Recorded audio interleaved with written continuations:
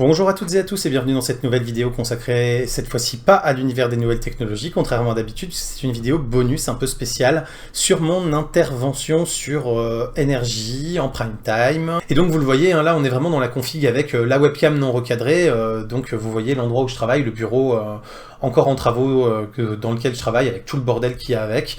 Mais voilà, ça permet d'être comme ça facilement réactif puisque vous allez avoir mes réactions en fonction de la vidéo que je vais vous montrer. Ça sera quand même plus simple que de me poser dans le décor habituel pour tourner mes réactions en n'ayant pas exactement les points de coupe de la vidéo et ensuite en galérant au montage. Ça sera plus facile pour moi de vous produire cette vidéo et je pense aussi beaucoup plus interactif pour vous et plus agréable à regarder comme ça. Donc j'ai été sélectionné en fait pour pouvoir participer aux 59 secondes chrono dans l'émission de Braque et Louis. Donc le but c'est de vous faire un petit retour sur mon intervention, vous la montrer, voir un peu comment ça s'est passé et vous donner mes réactions à froid maintenant que ça fait en gros une grosse semaine que c'est passé pour que je puisse vous expliquer un petit peu voilà, comment ça s'est fait avant et puis que je vous commente un petit peu ce qui s'est passé, comment je l'ai ressenti sur le coup et comment je le vois maintenant. Mais donc on regarde tout ça juste après l'intro.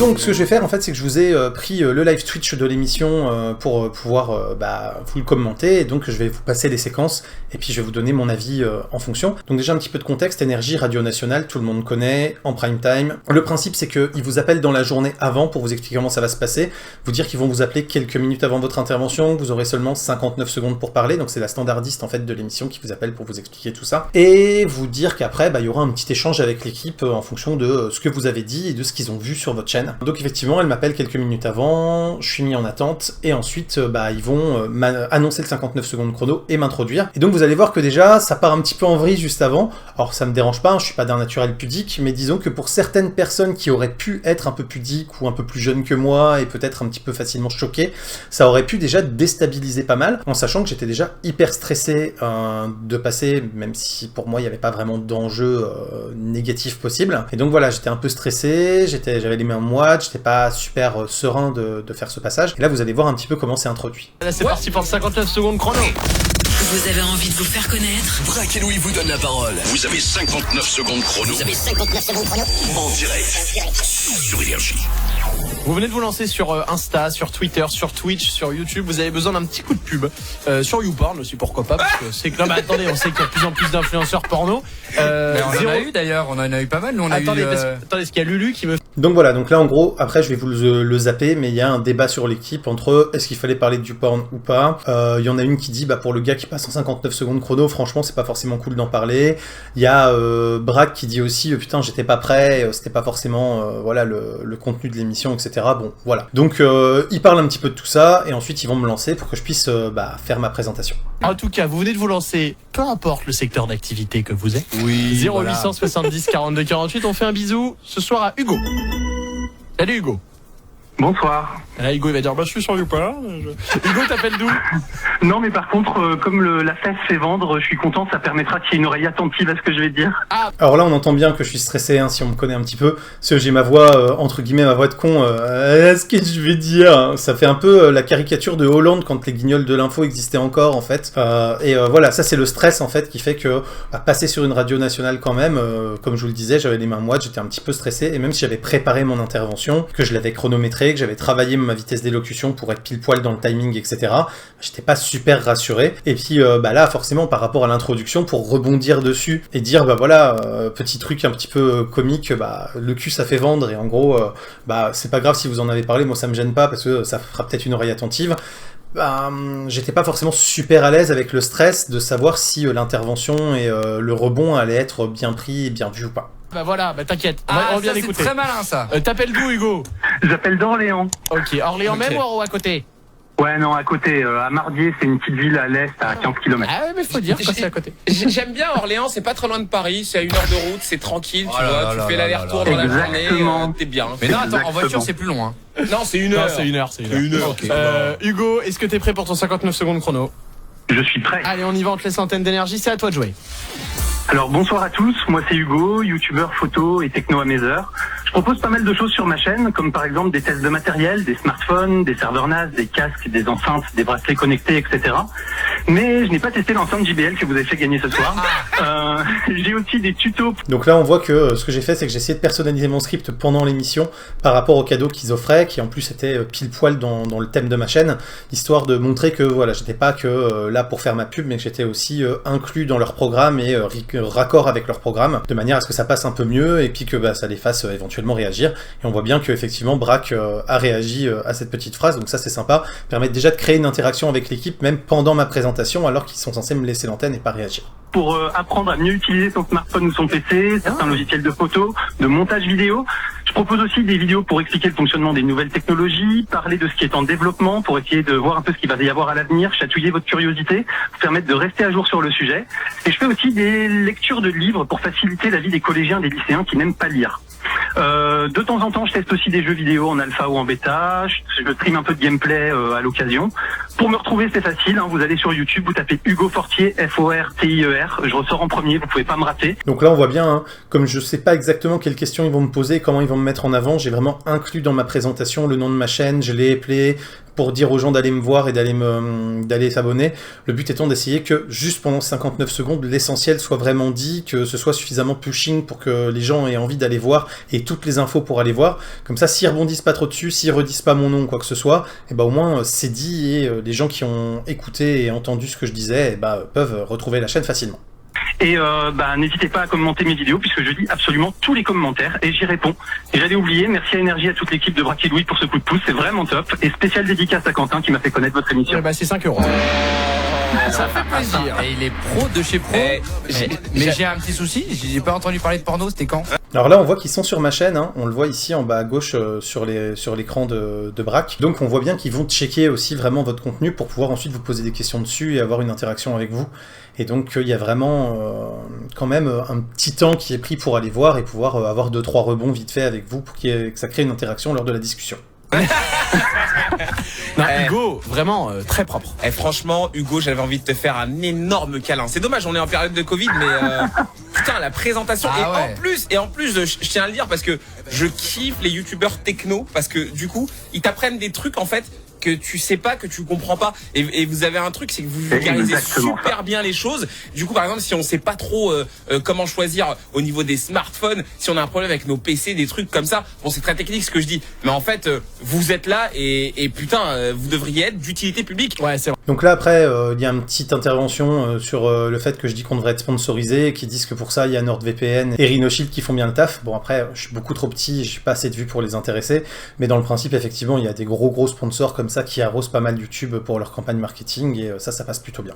Non, mais c'est trop cool, c'est trop cool. C'est quoi ta chaîne, Hugo? On peut te retrouver?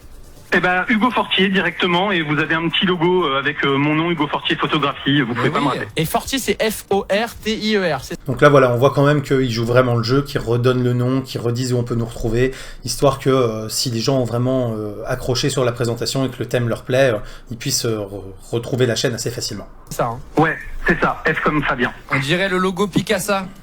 Picasso, c'est qui? Ouais, en fait, c'est lié à la photographie, c'est un objectif de photographie, en fait.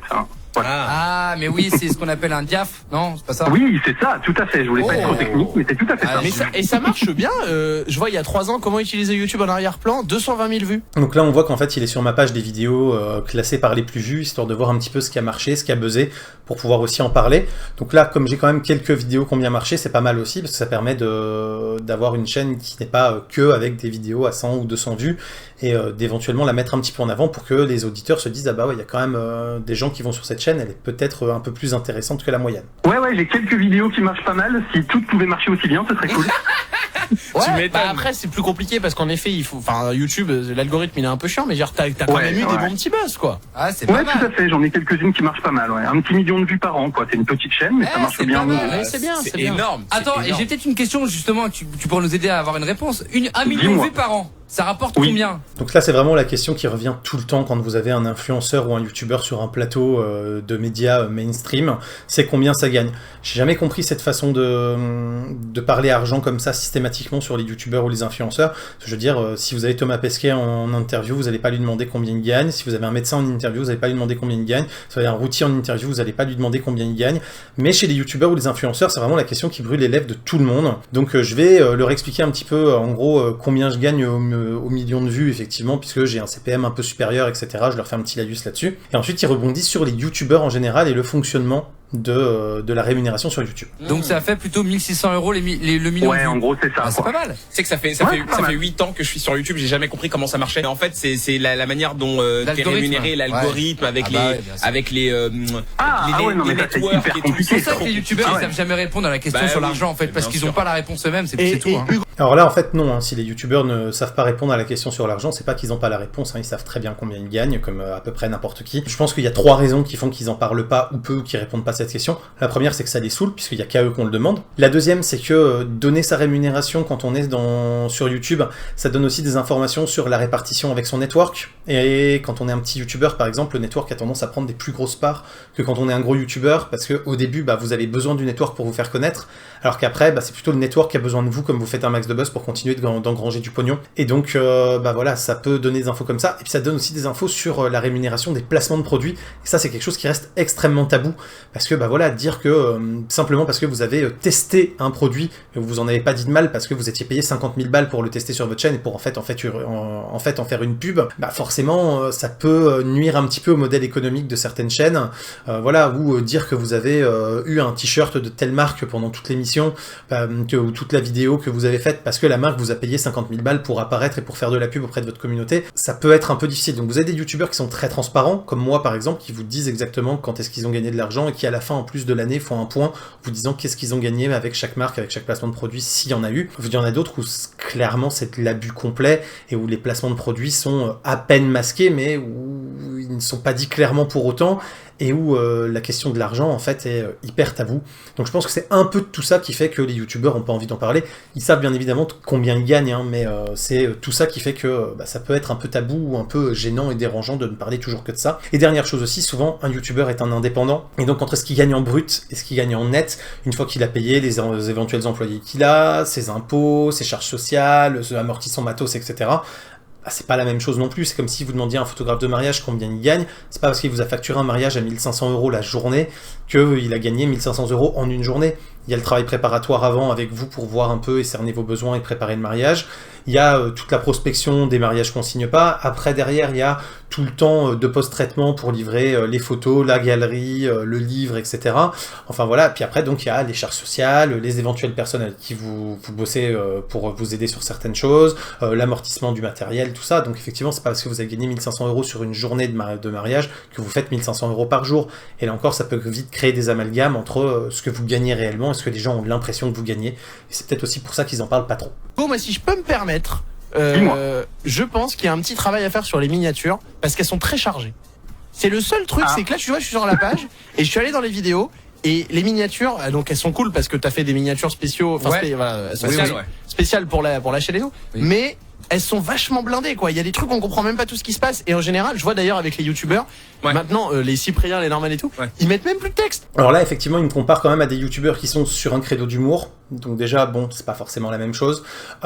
Et surtout qui ont des 10, 12, 15 millions d'abonnés. Donc forcément, quand ils sortent une vidéo, ils font systématiquement plusieurs millions, voire dizaines de millions de vues quand ça buzz et que c'est relayé. Clairement, on n'est pas du tout dans la même cour. Et effectivement, Norman, il a juste besoin de mettre sa photo avec un truc à côté, et ça marche, il a rien besoin de mettre d'autre. Moi, j'ai besoin, en fait, que les gens sachent ce qu'il y a sur ma vidéo. Je vous donne un autre exemple, de PP World, par exemple, qui a une bien plus grosse chaîne que moi, qui marche beaucoup mieux que moi. Vous voyez que ces miniatures sont hyper chargées aussi. Je veux dire, quand on regarde ici, il y a beaucoup de choses décrites, beaucoup de dessins, beaucoup d'illustrations. Mais sur du domaine techno ou tuto, c'est vraiment presque une nécessité. Parce que, voilà, quelqu'un qui, par exemple, cherche une télé OLED ne va pas venir voir le test du téléviseur LCD qui est là. Et si vous avez juste mis une grosse télé avec votre gueule et qui sait pas quel est le modèle de la télé ni la technologie, alors que lui, il s'est focalisé sur de l'OLED, vous risquez de vous retrouver avec quelqu'un qui vient, qui voit que c'est un téléviseur LCD, qui repart immédiatement. Et ça, YouTube, il n'aime pas, il va déglinguer votre vidéo en termes de référencement. Alors que si vous avez précisé directement ici que c'est de l'OLED, que c'est du mini LED, que c'est du LCD, et bah derrière, la personne qui cherche un truc bien précis va pouvoir venir voir la vidéo qui l'intéresse. Donc vous allez peut-être faire un peu moins de vues dans le compteur, vous allez faire des vues plus longues avec un meilleur watch time. Ça, YouTube l'aime beaucoup, et donc va mettre plus votre vidéo en avant pour pouvoir éventuellement toucher une nouvelle audience qui s'intéresserait aux nouvelles techno et qui aurait été voir 2 ou 3 autres vidéos de téléviseur OLED juste avant pour reprendre ce cas-là. Et donc normalement ça marche mieux. D'où l'importance d'avoir beaucoup d'infos quand même sur la miniature pour que les gens sachent de quoi ça va parler, ne viennent pas pour rien et ne repartent pas immédiatement après parce que ça ne leur convient finalement pas. Ils mettent juste une Oui, photo. c'est vrai, c'est vrai. Ouais. Et la mode, c'est vraiment d'être épuré. Je pense qu'il faudrait juste que tu mettes genre 2-3 mots. Parce que t'en penses, Hugo, mais c'est vrai que sur les miniatures, bah il y a peut-être moyen d'être un peu plus tendance, quoi. Je pense qu'il a alors raison. après c'est compliqué d'être tendance sur du tuto, hein. On va quand même rester. Non, je pense que tu peux. Quand on vient me voir, c'est moins pour se taper une bonne tranche de rigolade que pour apprendre un truc quand même. Bien sûr, mais l'un n'empêche pas l'autre déjà parce qu'on apprend en Non, c'est rigolant. sûr, l'un n'empêche pas l'autre. Et donc voilà, je conclue un petit peu là-dessus sur les miniatures, même si effectivement elles peuvent peut-être être retravaillées, améliorées, modernisées, etc. Je remets quand même les choses en perspective sans leur dire exactement que la comparaison me semble un petit peu exagérée, mais qu'on n'est pas sur le même credo, que j'ai pas la même audience ni la même aura, et que je peux pas me permettre des choses que les très très gros youtubeurs qui sont dans le top 10 français peuvent se permettre.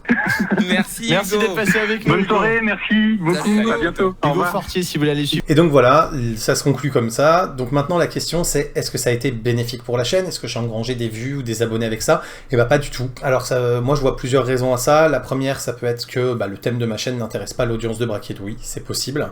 Et donc ils n'ont pas été très réceptifs à ce que j'ai dit, et donc ils sont pas venus. Deuxième chose, c'est aussi quand même l'horaire de passage. Le 59 secondes chrono, je l'ai fait à 23h15-20, un mardi soir.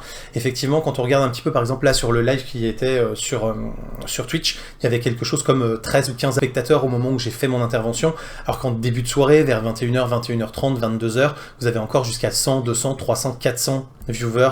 Donc je pense qu'en termes d'audition pure après, au-delà de ceux qui vont voir sur Twitch, c'est pareil, c'est révélateur en fait de l'audience à ce moment-là. Donc forcément il y a eu beaucoup moins de gens qui m'ont écouté, et donc beaucoup moins de gens qui sont venus s'abonner. Donc j'ai eu quelques abonnés, il y a eu un léger pic, j'ai dû avoir 15 ou 20 abonnés de plus que d'habitude sur une journée normale. Mais voilà, ça a pas radicalement changé la face de la chaîne, alors que j'attendais vraiment, enfin j'espérais en tout cas, que passer sur une chaîne nationale en prime time me fasse vraiment un gros coup de pub, et que j'ai vraiment pas mal de gens qui après viennent sur la chaîne pour la découvrir.